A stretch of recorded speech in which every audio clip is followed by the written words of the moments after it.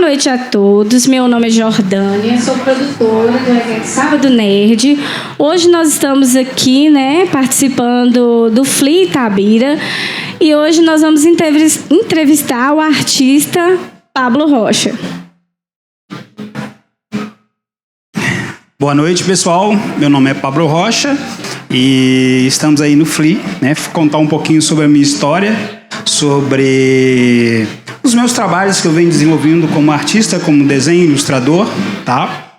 E tem o Venâncio aqui que vai participar também da conversa com a gente aí. Boa noite a todos, sou Gabriel Venâncio, faço parte da organização do Sábado Nerd, principalmente na questão de marketing e divulgações. Então, para começar com a primeira pergunta, conte-nos para nós de onde vem sua inspiração para fazer seus desenhos. Primeiro, vamos fazer o seguinte.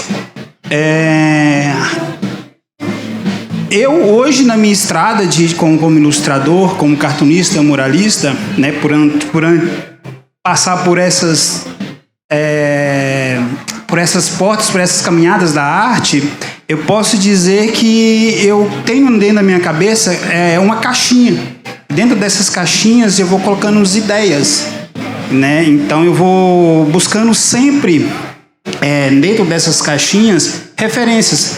Porque eu li tem um texto que diz que é o seguinte, que a gente, as ideias e a criatividade são coletâneas de tudo que você viveu, de tudo que você leu, de tudo que você participou. Então as inspirações minhas vêm dela. E também eu tenho um sketchbook, que eu tinha comentado com você, que é como se fosse um diário de um ilustrador, Assim como tem os escritores que fazem as suas anotações, o ilustrador também tem. É um livro, que a gente vai fazendo e vai criando as ideias, vai desenhando. Às vezes você está sentado ali numa praça, aí você pega o seu sketchbook e vê uma coisa legal, vê um lance legal, vê um bate-papo bacana e vai ilustrando. Então, as inspirações, ela vem também da vivência de literatura, quando você lê bastante, quando você vê filmes, você alimenta a sua caixinha de criatividade. Verdade. Interessante. Pablo, como todas as pessoas, têm vários talentos, elas precisam, além de várias inspirações, como você mencionou, elas precisam de mestres, para aderir com que a gente tenha atingir um objetivo melhor que aquilo que a gente quer para a nossa vida. Você, por acaso, tem algum mestre, algum guru ou algum artista que te auxiliou a seguir esse caminho? Cara, não tem como, a gente não falar que a gente tem um mestre, Todo o processo que a gente vive, de criatividade, de assimilar conceitos, ideias, tanto na música, na literatura. Então, hoje em dia, guru, eu sigo um muralista, ele chama Arserk, ele é um búlgaro. Ele faz um muralismo excepcional. Mas eu não deixo de destacar aqueles que eu acompanhei durante a minha juventude, que são os quadrinhos, autores de quadrinhos, os impressionistas. Quando eu trabalhava fazendo cartaz, eu também fiz cartaz, gente, já fui cartazista. E tinha uma banca de revista em frente a onde eu trabalhava e meu salário ficava todo lá. Eu lia, buscava muito comprar. Antigamente tinha uma editora chamada Savate, não sei se alguém conheceu aqui, é uma editora chamada Savate, e ela publicava todo mês pinturas dos expressionistas, dos pintores expressionistas na época. Então meu salário ficava tudo lá. Vinha o exemplar do conteúdo e ainda vinha os godê, as tintas e as numerações de cada pintura que você tinha que fazer e pintar. Então, todos os processos de criação, pode-se dizer que foi o meu guru, são os meus gurus. Eu sempre busco referências neles também, não só nas artes plásticas, como o muralismo, também a literatura.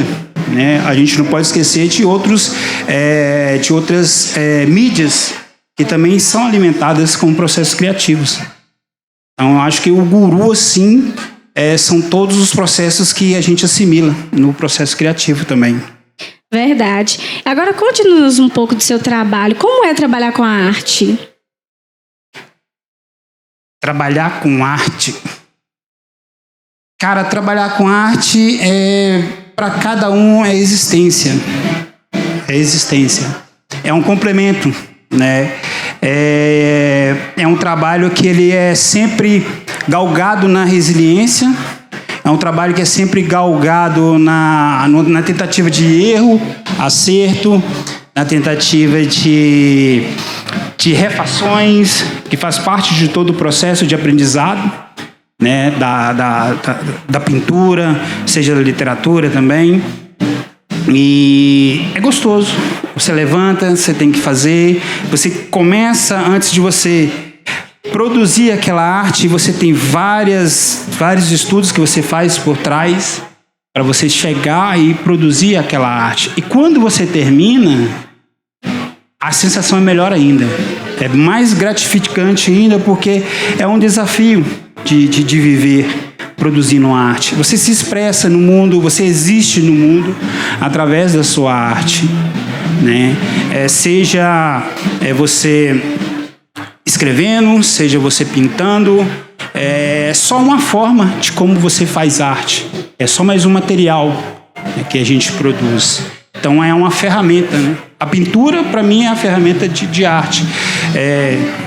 Tem um outro artista aqui, né, que é o Skip, então ele sabe que ele usa a ferramenta dele, que é, né, a literatura. Então a gente só tem essa ferramenta. Pablo, você mencionou uma palavra muito importante na vida de cada um, é a gratidão. Infelizmente, né, isso é uma coisa assim normal que acontece na vida de algumas pessoas, que é o quê? As pessoas assim não têm aquilo, mas ainda não se sente totalmente realizado com aquele talento ou a coisa que você tem em cada um, né? Com a arte, você se sente realizado e você se encontrou nessa arte? O que ela mudou em sua vida? Realizado sim, com certeza absoluta. Tem uma coisa que é o seguinte, que eu costumo falar, que depende de qual olhar que você vê a arte, tá?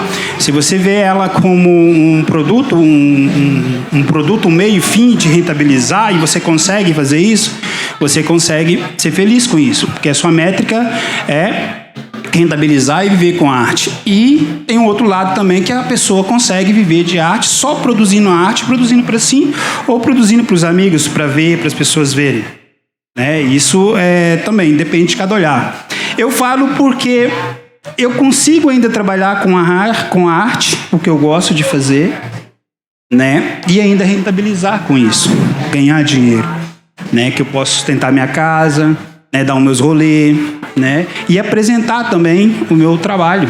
Então eu me sinto realizado com a arte, com certeza, né? E é um complemento, né? É um complemento que além da sua, né? Eu falo que a existência de você viver com a arte, e ainda tem a questão, né? Que você consegue levantar todo dia e produzir. Verdade. Agora, Pablo, me fala uma coisa. Você já escreveu algum livro? Eu percebi que você desenha tanto cartoon quanto quadrinho, né? Você já teve vontade de criar um livro de quadrinhos? Já participou de alguma competição? Quadrinhos sim. Quadrinhos eu tenho 2 projetos que são independentes, arte independente, quadrinho independente. Também é um outro meio também de você viver de arte, tá? Fora do mainstream, DC, Marvel, Dark Horse, Globo, por aí. Tem um meio independente também de você produzir. Um que é o quadrinho chamado Órgãos e o outro Os Elefantes Nunca Se Esquecem, tá? É independente, demorado, porque Eu mesmo que produzo, tenho que corrigir, fazer as cenas, então tenho esse. Em questões de competições, eu já participei de vários salões de humor, também é um outro meio, por isso que eu falo que eu sou realizado, porque eu transitei nessas artes, nesses tipos de arte, cartoon, quadrinhos, quadro, mural, charge, cartoon, caricatura. Então, sempre transitei nesse meio. E eu participei de salões de humor. O que são salões de humor? Salões de humor são competições, são salões que reúnem todos os cartunistas do mundo.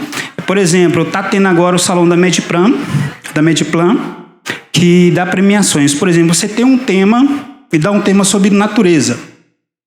Então o autor pega aquele tema e desenvolve uma imagem que faz a sociedade ou os jurados refletir sobre um determinado tema. Então já participei de alguns, já fui selecionado em alguns. Só de ser selecionado é como se estivesse subindo no pódio, porque são artistas de todo o mundo. E eu vou falar com vocês, os iranianos, para poder fazer cartoon, são os melhores. São os melhores. E fora os brasileiros, né, que você compete. Por exemplo, a gente compete com o Genin. Quem conhece o Genin aqui em Itabira, né? A gente compete com o Ziraldo. Então, né, a gente... é muita bagagem para você competir. Então, só de você ser selecionado é muito. Eu fui no da Medplan, do Eco Cartoon, da Amazônia, e tem uns outros que ia estar passando a imagem aqui, mas é muito gratificante. E também participei de caricaturas e tirinhas também, salões de tirinha também tem competições de tirinha. É muito interessante quando você transita por essas áreas e são acúmulos de aprendizado, que às vezes você pega ali no cartoon, você pega uma ideia ali, você coloca na sua caixinha de ideias e você pode usar num outro projeto, de um muralismo, né? Ou de um quadro, de um desenho. Então você sempre assimila essas coisas. E é isso. E tem também projetos de escrever um livro. Eu gosto muito de ler. Eu gosto muito. Ainda não tenho dom de escrever. Mas o quadrinhos também te dá o dom de escrever. Porque antes de você fazer o quadrinho, você tem que roteirizar tudo. Então ainda estou no processo, ainda vou produzir. Em 2023 eu pretendo já lançar pelo menos o Órgãos. Muito bom. Pablo, você já participou de vários eventos acadêmicos, né? Qual a sua opinião em relação à arte, né, para crianças ou pessoas carentes? O que a arte, na sua opinião, pode mudar e pode dar um engate para essa vida dela? Cara, a arte... Vou falar mais especificamente do desenho em si. Muda a pessoa, porque a arte é uma ferramenta de transformação. Ela é uma ferramenta de transformação tanto intelectual quanto financeira. Podemos dizer financeira. Mas o que mais me chama a atenção é quando você transforma a pessoa em si. Quando você desenvolve a pessoa, quando você se torna a arte, você coloca ela com uma ferramenta para transformar a vida dela, para ela se sentir completa, que só falta aquilo. Porque às vezes, por exemplo, a gente não tem incentivo. Por exemplo, às vezes você está numa casa de uma família que só você que desenha. Às vezes o pai, a mãe assim, não, beleza, bacana, que desenho bonito, por amor, né? Mas a gente quer ouvir mais, né? Então, quando você encontra pessoas que entendem de arte, que faz arte, e você direciona, você educa, você vai, segue em frente, seu trabalho é bonito, faz assim, faz assado, você transforma a vida da pessoa, porque talvez ele precisa somente daquilo. Às vezes ele precisa de uma palavra, de alguém que vai ensinar a ele, que vai dar o caminho para ele se transformar, seguir mais a vida dele na existência da arte. entendeu? Ô Pablo, e você encontrou alguma dificuldade quando você entrou nesse meio da arte, quando você descobriu que você queria trabalhar com isso? Você encontrou alguma dificuldade para vender o seu trabalho, para vender a sua arte? No caso, eu acho que isso é uma dica para os artistas, né, para as pessoas no geral que querem vender sua arte, que querem trabalhar tanto com quadrinhos como com cartoons. Você sabe nos dizer, tipo assim, os desafios que você enfrentou ali? Desafios sempre. Desafios são importantes para criar casca, para criar resiliência, que é importante. Quando eu sou formado, por formação, eu sou formado em marketing, tá? E estou em formação de storytelling e formação em copyright. O que acontece? Quando eu entendi que marketing, eu tinha que desenhar, ganhar dinheiro, trabalhar, expressar minha arte, se eu seguisse somente um caminho de só desenhar daquela forma, eu não conseguiria ser realizado. Aí eu decidi ser generalista. Qual que era o meu pensamento de ser generalista? É transitar por todas as áreas. Aonde tinha criatividade, eu estava lá. Aonde tinha quadrinhos, eu estava lá. Aonde tinha alguém pintando letreiro, eu estava lá. Então, eu tinha que seguir essa forma. Porque se eu, por exemplo, eu pensava assim, se eu for desenhar só rosto, talvez eu não conseguiria rentabilizar mês a mês. Então, quando eu me formei em marketing, eu entendi o que eu precisava transformar o meu trabalho em um produto. Em um produto que seja comercial, onde eu poderia vender para todo mundo e alcançar mais pessoas. Isso eu estou falando comercialmente. E tem um lado também, que é o lado pessoal mesmo, que é o lado onde eu faço meus desenhos, que fica guardado na minha gaveta, é um projeto pessoal, né? É o meu cantinho comigo mesmo, né? E quando eu entendi que eu tinha que transformar o meu produto, o meu desenho em um produto, eu tinha que começar a desenhar coisas que interessavam as pessoas. Eu não poderia só desenhar o meu mundo. Porque às vezes todo mundo não se interessa pelo mundo do outro. Gosta de ouvir, mas não compra a ideia. Né? Mas isso é natural, isso não tem nada de errado. Então eu tinha que começar a produzir coisas que as pessoas queriam comprar. Às vezes eu, por exemplo, tenho um desenho aí, que acabou de passar aqui, é uma loja, que eu fiz uma loja, pintei um mural de uma loja. Eu cheguei lá e ofereci para a pessoa. Ofereci para o dono do estabelecimento. Então eu tinha que correr atrás. Então quando me formei em marketing, eu falei assim, gente, eu tenho que vender. Eu não tenho que só desenhar, eu tenho que prospectar. Eu tenho que ir atrás de quem compra o meu trabalho. Porque se eu for esperar ficar sentado, ninguém vai chegar. Então eu tive que transitar e vender. Aprender a vender o meu trabalho. Né? Então as dificuldades foram isso. E quando aparecia a dificuldade, eu falei assim, opa, é assim, eu vou por esse caminho e vou começar a produzir dessa forma. Aí eu alcançava, vendia, voltava, produzia e fazia os meus projetos pessoais também. Então era assim. Então por isso que eu passava por cima das dificuldades. Esse desenho aqui, por exemplo, foi o primeiro concurso que teve de grafite aqui em Itabira. E, cara, não se tinha latinha de spray nessa época vendendo em Itabira. Não tinha esse aí, ó. Itabira, peguei a palavra Itabira, transformei em máquina, lá no fundo tem um Drummond. Cara, você pode perceber que os traços, eles são todos não são retos, porque a latinha de spray não me dava isso. Eu disse, cara, mas eu tenho que fazer.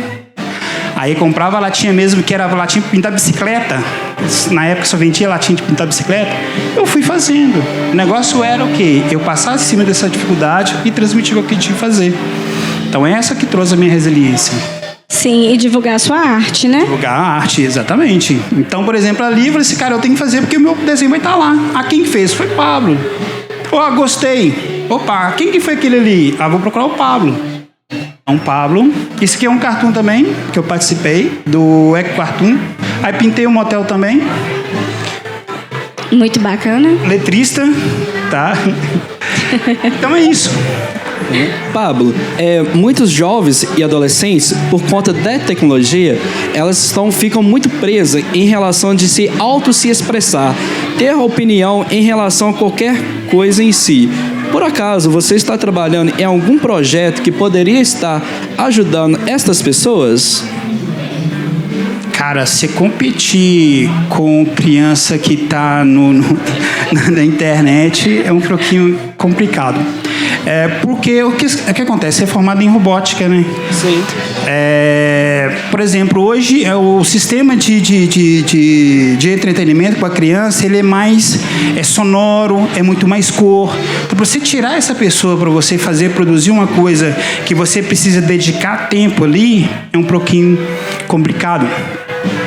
Então, o que acontece? É bom que você pegue a criança, né? Ela está longe daquilo, e começa a colocar tinta na mão dela, né? Colocar, vamos fazer um desenho aqui, vamos levar o fulano ali para poder fazer uma brincadeira. Eu acho que essa recreação em tribo vai fazer que ela saia do contexto da tecnologia para poder produzir alguma coisa, entendeu?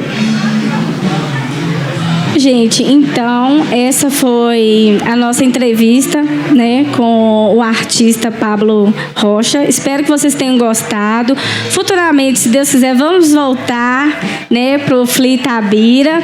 Então não deixe de seguir a gente lá nas redes sociais, Sábado Nerd, a Fundação, né, o Clube da Leitura ali, que somos todos parceiros, estamos todos juntos lá e contamos com a participação de todos. Obrigada e boa noite.